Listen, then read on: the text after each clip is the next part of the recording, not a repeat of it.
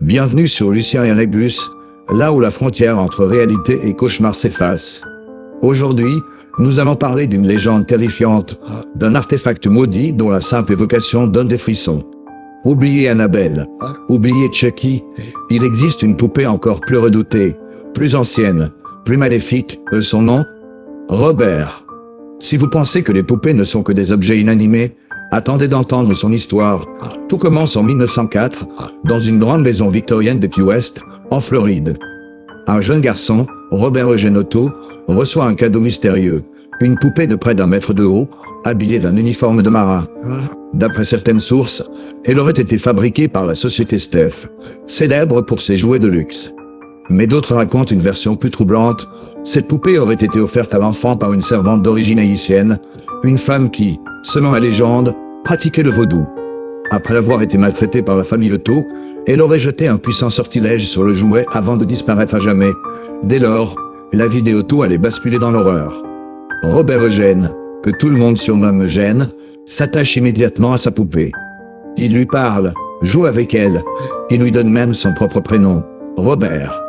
Mais très vite, la famille commence à remarquer des choses étranges. Au début, ce sont des chuchotements dans la chambre de l'enfant. Eugène parle à sa poupée, mais une autre voix lui répond. Une voix rauque, étouffée, qui n'a rien d'humain. Les domestiques sont terrifiés. Ils jurent voir la poupée bouger toute seule, changer de position d'un jour à l'autre. Parfois, des éclats de rire s'échappent des pièces vides, et chaque nuit, Eugène hurle de terreur, affirmant que Robert tente de le tuer. Mais ce n'est que le début. Un matin, la mère d'Eugène est réveillée en sursaut par un bruit assourdissant. Elle se précipite dans la chambre de son fils et découvre une scène cauchemardesque. Tous les meubles ont été renversés, les jouets déchirés, les murs griffés, et au milieu du chaos, Eugène tremble de peur dans son lit. Lorsqu'elle lui demande ce qu'il s'est passé, il pointe du doigt la poupée et murmure « Ce n'est pas moi, c'est Robert ». Les années passent, et les phénomènes deviennent de plus en plus inquiétants. Les Otto commencent à entendre des pas dans les couloirs, des chuchotements derrière les portes closes. Plusieurs invités jurent avoir vu Robert cligner des yeux, et même sourire.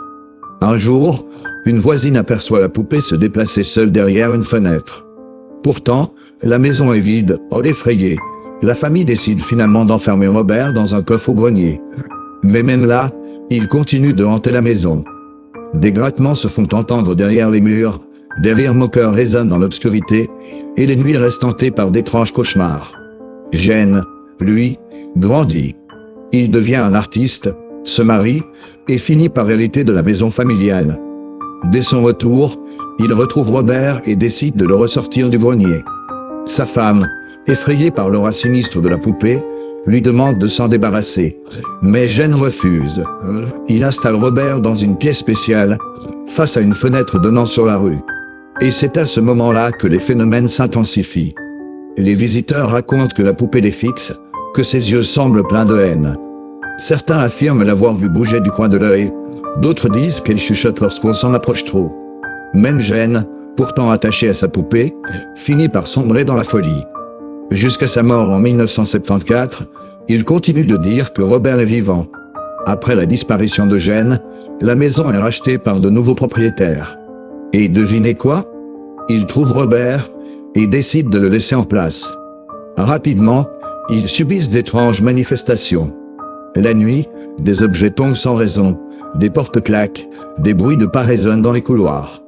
Un matin, la nouvelle propriétaire retrouve Robert assis au pied de son lit, terrorisé. Elle finit par se débarrasser de lui en le donnant au Forest Martello Museum en Floride, où il est encore exposé aujourd'hui. Mais son influence ne s'arrête pas là. Le personnel du musée raconte que les appareils électroniques se dérèglent lorsqu'ils s'approchent de la poupée. Certains employés refusent même de travailler dans la pièce où il se trouve. Et ce qui est encore plus terrifiant, c'est que ceux qui se moquent de Robert ou qui le prennent en photo sans demander sa permission sont frappés de malchance. Le musée reçoit des centaines de lettres d'excuses de visiteurs qui, après s'être moqués de la poupée, ont vécu d'horribles mésaventures, accidents de voiture, licenciements, maladies soudaines, décès dans leur entourage, aux simples coïncidences ou véritables malédictions. Aujourd'hui encore, Robert est là, derrière sa vitrine. Ses yeux noirs semblent scruter ceux qui osent le regarder trop longtemps. Certains disent qu'il clignait toujours des yeux, d'autres affirment l'avoir vu bouger légèrement. Une chose est sûre, Robert n'est pas un jouet ordinaire.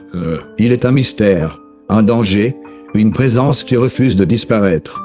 Alors, si un jour vous croisez son regard, évitez de le défier. Car qui sait, peut-être qu'en ce moment même, alors que vous écoutez cette histoire, il vous observe déjà.